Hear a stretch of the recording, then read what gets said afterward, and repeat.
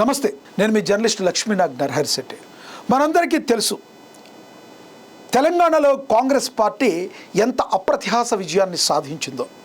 ఈ రోజున తెలంగాణలో కాంగ్రెస్ పార్టీ జెండా రెపరెపలాడింది అంటే మనందరికీ తెలుసు. దానికి కారణం ప్రస్తుత ముఖ్యమంత్రి రేవంత్ రెడ్డి.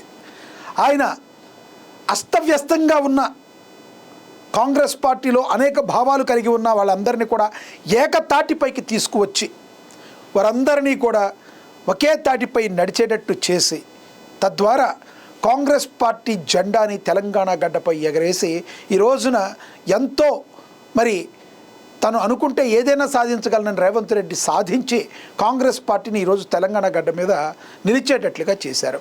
ఈ రోజున బీఆర్ఎస్ పార్టీ అంటే మనందరికీ తెలుసు, కేసీఆర్ని ఢీకొట్టడం అంటే అది మామూలు విషయం కాదు.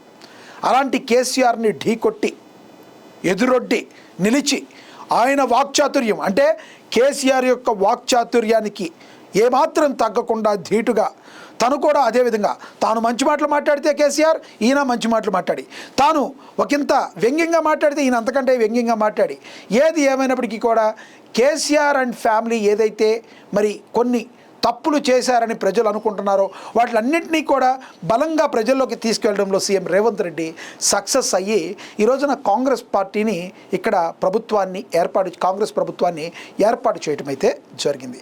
ఇదంతా మనం ఎందుకు చెప్పుకుంటున్నాం అంటే మనందరికీ తెలుసు, కాంగ్రెస్ పార్టీలో స్వేచ్ఛ ఎక్కువ ఉంటుంది, వాక్ స్వాతంత్రం, వ్యక్తిగత స్వేచ్ఛ ఉంటుంది. ఎవరిష్టం వచ్చిన వాళ్ళు మాట్లాడుతూ ఉంటారు. కానీ అది ఎంతవరకు పార్టీకి చేటు తెచ్చేటట్టుగా ఉండకూడదు. కానీ అలాంటివి కూడా కాంగ్రెస్ పార్టీలో జరుగుతూ ఉండటం అనాది కాలం నుంచి వస్తుంది. కానీ ఈ గడిచిన 3 ఏళ్లలో, అంతకుముందు 1 సంవత్సరం నుంచి కూడా రేవంత్ రెడ్డి ఛార్జ్ తీసుకున్న దగ్గర నుంచి కూడా వీటన్నిటికీ చెక్ పెడుతూ కాంగ్రెస్ పార్టీని విజయం వైపు దూసుకు వెళ్ళడంలో ఆయన వంతు పాత్ర పోషించారు. ఇప్పుడు మనం ప్రధానంగా టాపిక్లోకి వస్తే, కోమటిరెడ్డి వెంకటరెడ్డి ఈయన తెలంగాణ కాంగ్రెస్ సీనియర్ నేత. ఒక రకంగా చెప్పాలంటే రేవంత్ రెడ్డి గారి కంటే ముందు తను సీఎం అవుతారని కలలు కన్న నేత. కానీ ఫస్ట్ ర్యాంక్ అనేది విద్యార్థుల్లో ఎవరికో ఒక్కరికే వస్తుంది. అది ఒకళ్ళు నెక్స్ట్ సెకండ్ వెళ్ళాలి, ఇద్దరికీ ఫస్ట్ రాదు కదా. అట్లాగే రేవంత్ రెడ్డికి అధిష్టానం జై కొట్టింది. రేవంత్ రెడ్డి ఛార్జ్ తీసుకున్న తర్వాత ఆయన వెళుతున్న తీరు ప్రజలు నచ్చింది, తెలంగాణ ప్రజలకి నచ్చింది, కాంగ్రెస్ అధిష్టానానికి నచ్చింది. ఆయన సీఎం అయిపోయారు. ఇక్కడ వరకు బాగానే ఉంది. ఇక ఈయన కూడా బుజ్జగించారు, ఏదో చెప్పారు, అన్నారు, మాట్లాడారు, అంతా బాగానే ఉంది. ఇప్పుడైతే ఇక 2 సంవత్సరాల పైన అయిపోయేటప్పటికీ వీళ్ళ స్వరాల్లో, ఒక్కొక్కళ్ళ స్వరాల్లో మార్పులు రావడం మనమైతే గమనించవచ్చు. ఇప్పటికే జీవన్ రెడ్డి నిజామాబాద్ నుంచి ఆయన పక్కకు తప్పుకోవడం అయితే జరిగింది. ఆల్మోస్ట్ కన్ఫర్మ్ ఆయన పార్టీకి రాజీనామా చేసేస్తున్నట్టుగా కూడా ఆల్రెడీ సోషల్ మీడియాలో ఫుల్ ట్రెండింగ్లో ఉంది. ఆయన కూడా మాట్లాడటం, దాని గురించి మాట్లాడటం, వాటన్నిటికీ కూడా మరింత బలాన్ని చేకూర్చినట్టు అయ్యింది. ఇక తాజాగా ఆయన జగ్గారెడ్డి మీద ప్రేమ కురిపిస్తూ ఆయన టీపీసీసీ చీఫ్ అయితే వచ్చే ఎలక్షన్లో అలవోకగా కాంగ్రెస్ పార్టీ గెలుస్తుంది అని చెప్పారు మన కోమటిరెడ్డి వెంకటరెడ్డి గారు. బాగుంది, మిత్రుడు జగ్గారెడ్డి గారి గురించి మీకున్న అభిప్రాయం చెప్పడం ఓకే. అంటే ఇక్కడ సమస్యలో ఏమొచ్చిందంటే, ఒక బీసీ బిడ్డ అయినా ఎవరైతే ఉన్నారో టీపీసీసీ చీఫ్గా ప్రజెంట్ ఉన్నారు,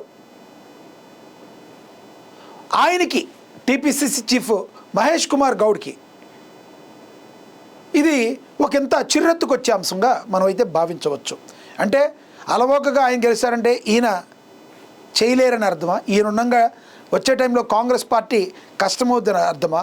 జగ్గారెడ్డి గారిని మంచి చేసుకున్న మీరు టీపీసీసీ చీఫ్ మహేష్ కుమార్ గౌడ్కి చురకలు ఎందుకు అందించారు?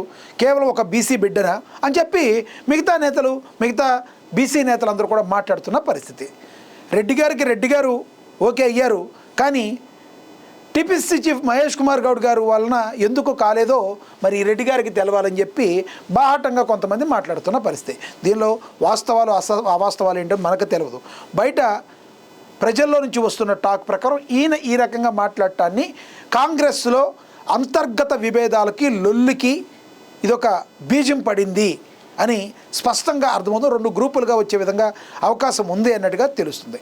అయితే దీన్ని కూడా అడ్డుకట్ట వేయగల కెపాసిటీ ఉన్న వ్యక్తి ముఖ్యమంత్రి రేవంత్ రెడ్డి.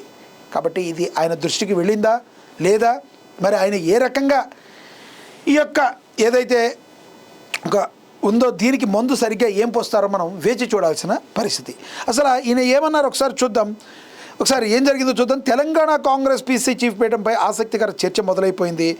ప్రస్తుతం మహేష్ కుమార్ గౌడ్ పీసీసీ అధ్యక్షుడిగా ఉన్నప్పటికీ సీనియర్ నేత జగ్గారెడ్డికి ఆ పదవి ఇవ్వాలంటూ మంత్రి కోమటిరెడ్డి వెంకటరెడ్డి చేసిన వ్యాఖ్యలు ఇప్పుడు పొలిటికల్ వర్గాల్లో ప్రకంపనలు సృష్టిస్తున్నాయి. అసెంబ్లీ లాబీల్లో మీడియా ప్రతినిధులతో చిట్చాటుగా మాట్లాడిన కోమటిరెడ్డి జగ్గారెడ్డి నాయకత్వ లక్షణాలపై ప్రశంసల వర్షాన్ని కురిపించారు. ఒకవేళ జగ్గారెడ్డికే కనుక టీపీసీసీ పగ్గాలు అప్పగిస్తే వచ్చే ఎన్నికల్లో కాంగ్రెస్ పార్టీ అలవోకగా 100 సీట్లు సాధిస్తుందని కోమటిరెడ్డి వెంకటరెడ్డి జోస్యం చెప్పారు. అయితే ఇక్కడ కోమటిరెడ్డి వ్యాఖ్యలపై మంత్రి శ్రీధర్ బాబు కూడా తనదైన శైలిలో స్పందించారు. పీసీసీ గురించి కోమటిరెడ్డి చెప్పింది ఆయన వ్యక్తిగత అభిప్రాయము, అది పార్టీ అభిప్రాయం కాదు అని చెప్పి జస్ట్ ఊరికే పై మాట కాట తిప్పి పక్కన పెట్టినట్టుగా దుద్దిళ్ల శ్రీధర్ బాబు చెప్పడం అయితే జరిగింది. ఈ విషయం ఇక్కడతో ఆగిపోతుందా, చినికి గాలివాలుగా మారుతుందా, టీ కప్పులో తుఫాన్ మాదిరిగా ఆగిపోతుందా అనేది మరికొన్ని రోజుల్లో మనకైతే తెలిసిపోయే అవకాశం ఉంది. ఇప్పటికైతే జీవన్ రెడ్డి ఎవరైతే ఉన్నారో ఆల్మోస్ట్ కాంగ్రెస్ పార్టీకి దూరం అయిపోయినట్టుగా తెలుస్తుంది. మరి ఆయన బీజేపీకి వెళ్తారా, బీఆర్ఎస్కి వెళ్తారా అనేది మనందరం కూడా వేచి చూడాలి.